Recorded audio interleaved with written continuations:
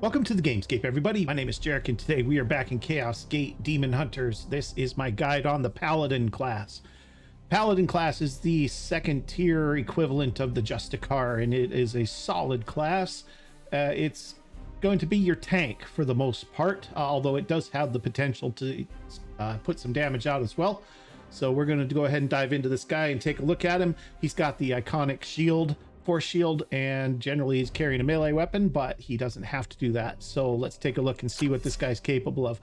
I don't have a clean paladin to show you. Unfortunately, this one I got late in the game, and so his abilities were mostly filled in already, but that's okay. So this particular one gets plus 10% resistance for his personal skill, which is okay. It's not the best, not the worst either.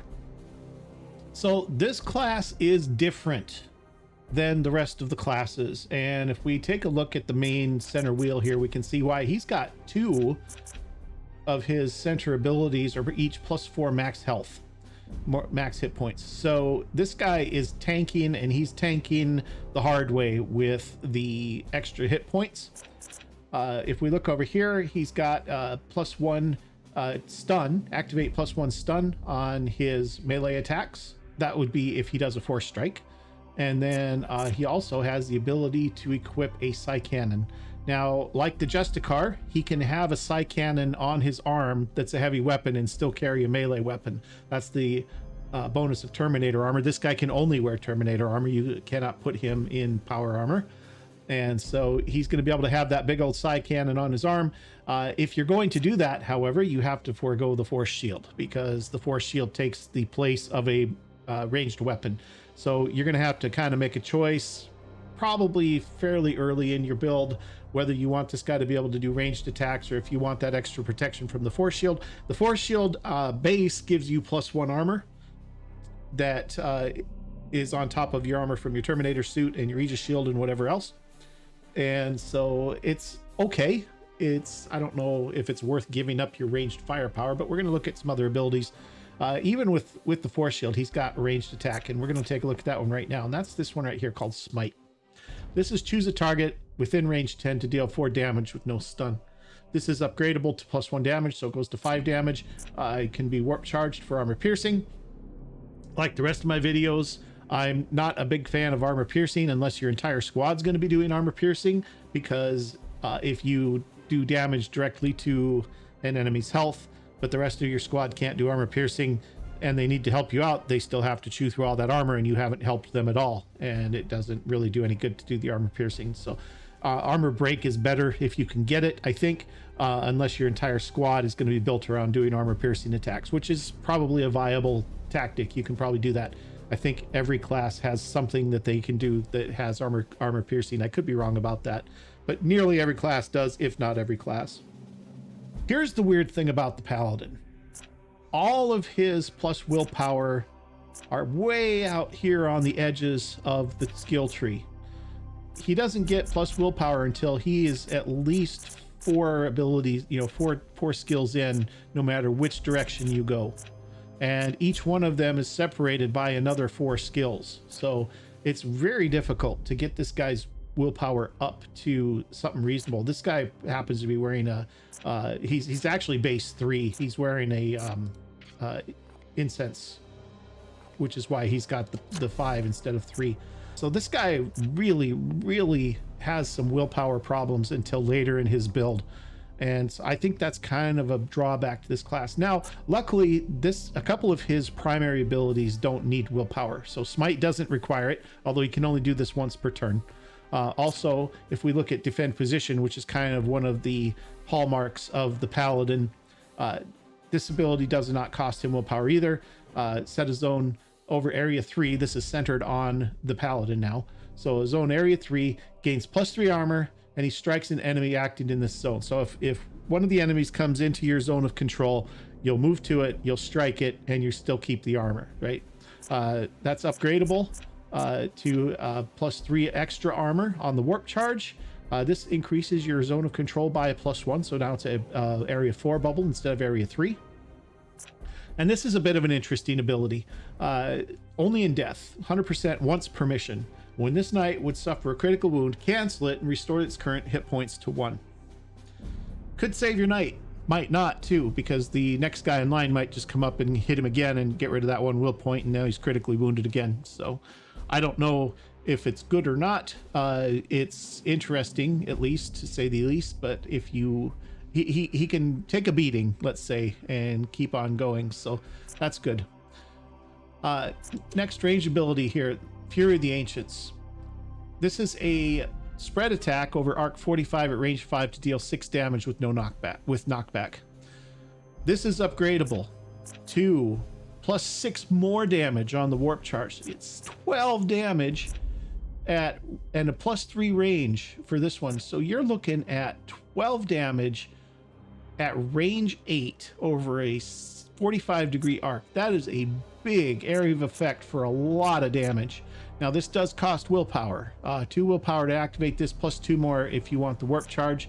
You've got a plus 3 max will points here, right? That's handy, so that helps offset that a little bit. But you're not going to be spamming this unless you've got a chaplain with you that's willing to hand out a whole bunch of will points. But it's really, really good for doing a lot of damage in a pretty sizable area if you need to do it quickly. It's a tool you have in your toolkit.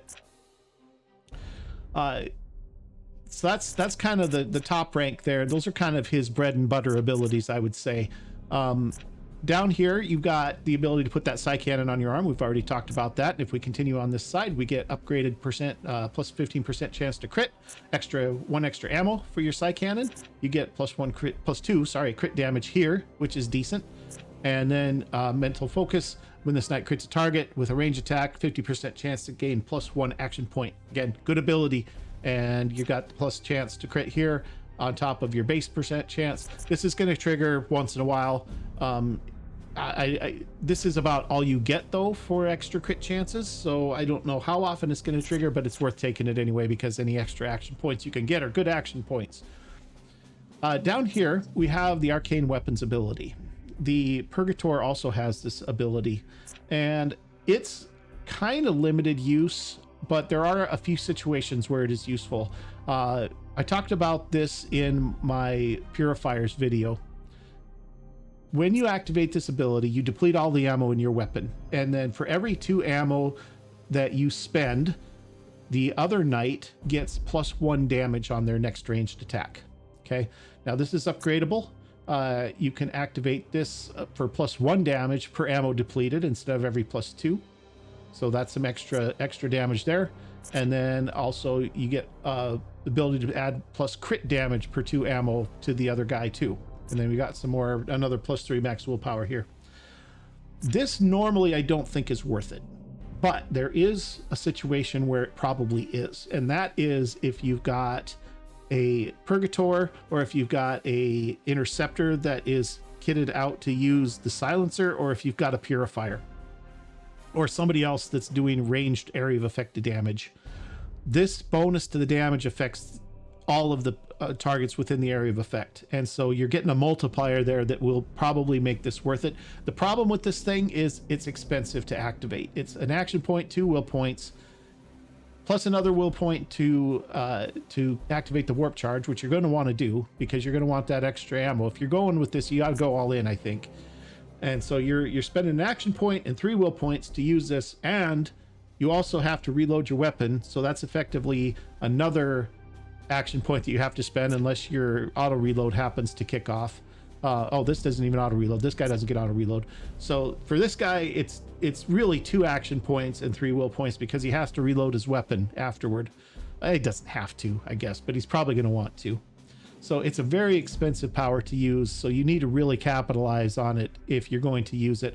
Like I said, I think its utility is limited because it is so expensive, and it's just, wouldn't it be better to just shoot somebody with the Psy Cannon in most cases? Now maybe you're not in range, and that's a possibility, but it's something, I don't know, it's a lot of skill points to make this really work well, but it does get you into another plus 3 max will point, so that might be something too. So again, for your builds, you're going to have your own style, you're going to have your own squad, you're going to have your own tactics. Maybe this is great. And like I said, anything that's doing area of effect damage gets this kind of as a multiplier, so it really probably starts to shine right there, especially if you get the warp charge going and you can get some extra ammo in your weapon and something that has, you know, 4 or 5 shots in it or more.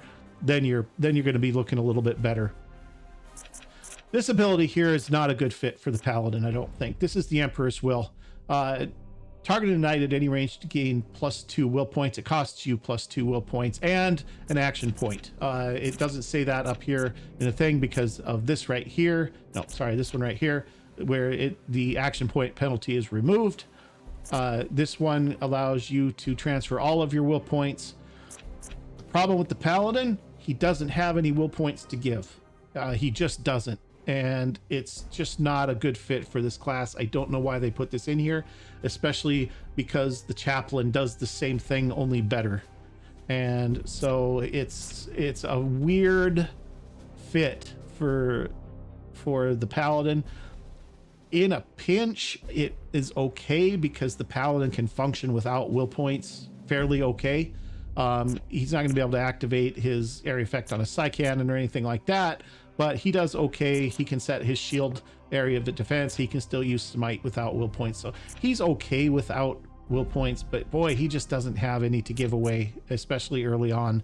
So this is a really questionable ability in my mind, and I don't know if it's worth spending skill points on when there are better choices, especially since he's probably going to be melee even with the Psy Cannon on his arm. So you're going to want to spend a ton of points over on this side of the tree. I don't know if this is going to be worth it for you, but again, you have your own play styles. This is just my opinion. This is the world according to Jeric, so it's just, you know, take it for what you think it's worth. Getting over here into the melee side of the tree, melee gets plus 10% crit chance. This one and this one are both +1 crit damage each. And then you've got whenever you crit with your melee attack, you have 50% chance to gain that action point once per turn. This class does not have the activate, you use your autos twice per turn like the Interceptor and the Purgator and stuff have. This class doesn't get that, so these are definitely just once per turn each. Nothing you can do about that. Down here you've got Hammer Hand, pretty standard, 1 action point, 2 will points, guaranteed crit, plus upgradable to +1 crit damage, can activate Warp Charge to inflict bleed. Bleed kind of suffers the same problem that Burn suffers, and if you haven't seen any of my other videos, these are damage over time abilities. They do 2 damage per turn, which is not a significant amount of damage by the time you've got access to Paladins and this ability. And they most of the enemies that you're going up against are going to be in the 20 to 30 to 40 to 50 hit point range, and you're going to be doing 2 with the bleed. And not only that, it's going to happen after their next action, so they get to activate before they bleed. So even if that 2 damage is going to kill them, they still get their next turn before it happens. So not a huge fan of bleed or burn for that matter, for the same reason. I know I say that in all these videos, and if you're watching all my videos, you've heard me say it a lot of times, but if you haven't, this is kind of the problem with it. So I don't know, and it's extra bad for the Paladin because he doesn't really have the will points to be burning on warp charging this ability that already costs him 2 will points to activate. So this really super questionable for the Paladin, I think. But Hammer Hand is an insanely good ability. You're going to want that for sure. The ability to just hand out a crit to anybody that you can hit just automatically is really key in a lot of places for lots of things like disabling abilities on the enemy, or even just extracting that seed from the seed carrier. So that's a good thing. Got another +3 max willpower down here, and this is the extra plus damage on this ability. So you're doing 6 damage now. So that's the abilities. Again, really questionable. This is pretty good if you want to play defensive. The melee stuff, the range stuff are both good. Having a Psy Cannon on your arm is really a nice option to have. It's just better damage with the bolter than the bolter, and you have the option of the area of effect attack if you need to do it. Smite is great. it gives you that extra option if you're out of ammo, or if the enemy is in full cover or even not within line of sight. I think you can still hit them. The librarian does this better because he doesn't have a maximum range, but this is still really, really good. And then this ability, Fury of the Ancients, is amazingly good for dishing out a lot of damage to a group of people in a hurry. This does not count as a ranged attack. This is a psychic attack, as is Smite. So this ability with the arcane weapons doesn't help that. But still, 12 damage on the warp charge. Like I said, you're probably only doing this once, maybe twice per game or per mission. But it's still a lot of damage in a pretty good sized area. So definitely worth looking at that one. So that's how you kind of want to kit this guy out. For equipment, this guy wants armor. This guy wants health. This guy wants will points if you can get them to him. Again, he's okay without will points, but he could really, really use some, especially early on before he has a chance to get his skills built out to the edges of the tree where all of his will point abilities are hiding. You do have to make a choice with him, whether you want a ranged weapon or whether you want the storm shield. The storm shield is actually in the ranged weapons. So if we look at his loadout, storm shield's here in the ranged weapons. It's +1 armor, and you get the defend position ability with it. So I think you actually have to have this. I haven't really looked into this too much because I tend to use Justicars over Paladins. You have to decide if that's what you want, because it's this or a ranged weapon. You don't get to have both. Psy Cannon, if you're going to have it, you're going to want to give him not necessarily your best Psy Cannon. If you're going to depend on Psy Cannons, get a Purgator, because he's going to be able to use it just slightly better. He gets the extra potential attacks with it. He gets the auto reload that the Paladin doesn't get, potentially. So maybe put your best Psy Cannon on your Purgator, but other than that, give this guy the best next best one that you can find if you're running one with the Purgators. So otherwise, a good Stormbolter. It doesn't have to be your best one. Again, he's got ranged attacks. He's got Smite to fall back on if he needs it, so he doesn't have to have the best of the best equipment as far as his ranged weapons go. Just give him something decent. With his melee weapons, you have a lot of choices. Let's take a look here. Hammers are great if you just want the extra damage. They get +2, generally speaking, on their force weapons, but again, on their warp charges. But again, you're looking at limited willpower to do that, and so maybe that's not your best choice. Halberd is kind of the signature weapon of the class, but you don't have to use that. Halberds, I don't know. I have some decent ones that I picked up in this particular game, but the base model Halberd isn't that fancy. Force strike gives +1 damage to melee, and it's got a 25% on first strike. If an enemy moves adjacent to your knight, he has a 25% chance to strike automatically. 25% isn't the best, and it's not that often that they're moving adjacent to you anyway, unless they're melee. Now, that is something that this guy is kind of there for, though. He's going to be defending a position, especially if he's got the storm shield and he's using that ability. Now, he'll run up to the first guy that moves into the area and strike that guy, but then he's stuck there where he's at. And so if others are coming up to him, the ability to potentially hit one of them back isn't necessarily the worst thing. So I think of all the classes, he uses the halberd the best, probably. It's going to be, I don't know. I don't know if it's his best choice or not. He would do well with just a force sword too. Force sword, because that would give him a parry ability, which would make him even more tanky. And the parry is more likely to go off than the first strike is. So I think this is a good choice for him. If he can, he can use it both with the shield too. I think that's a good choice for him if you're kind of using him in more of a defensive way. The halberd or the demon hammer, I think, are both good if you're using them in an offensive posture more, because the hammer does extra +2 damage on his force strikes instead of +1. You can get some pretty awesome upgraded hammers too. This one gives +2 stun on his melee attacks, so on and so forth. So warding stave, I would not bother with a warding stave with this guy, for the same reason I don't bother with it for anybody else other than the librarian, in that the only thing it's really good for is putting your Aegis shield up automatically, and you can't count on this at 25% chance to trigger. You need your Aegis shield or you don't. And if you need it, you need to activate it so that you're sure that it's up. If this guy's getting into a spot where he's definitely going to need it, and he's not going to be able to put down his plus armor from his defending position, then this Aegis shield needs to be up, and you can't wait till the end of your turn to see if that 25% chance triggers on it. So I think this is a poor decision for any class other than the librarian, because the librarian gets, I'll talk about that when I do the librarian video, but it's not a good weapon for anybody else, I don't think. He can't use the Crozius or the Narthesium. Those are class restricted. He also can't use Falchions because he has to have one hand with the shield. So he's not able to use two single-handed melee weapons. So I would say, like I said, Force Sword if you're going defensive, Halberd or Demon Hammer if you're going offensive, probably your best bets.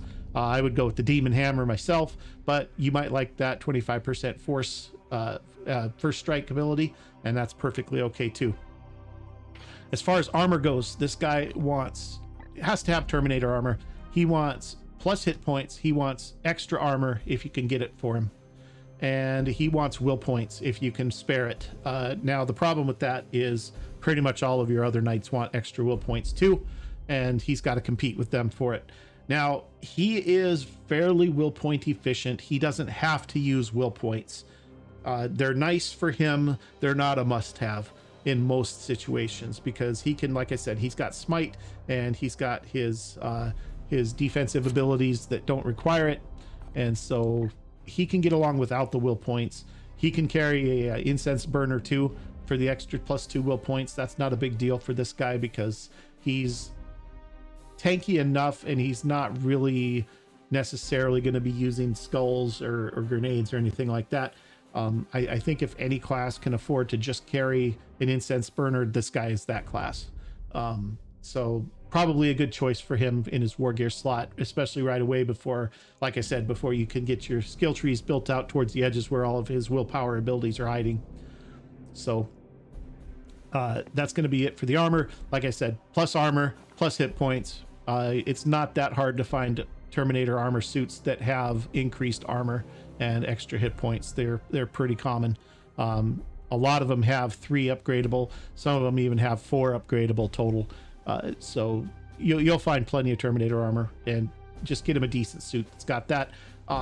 If you're going to have the halberd and you want the first strike, or if you're going to carry the force sword and you want the extra chance to parry, a little bit of extra focus for this guy isn't going to hurt either, but he's maybe not your first choice for getting focus plus focus armor.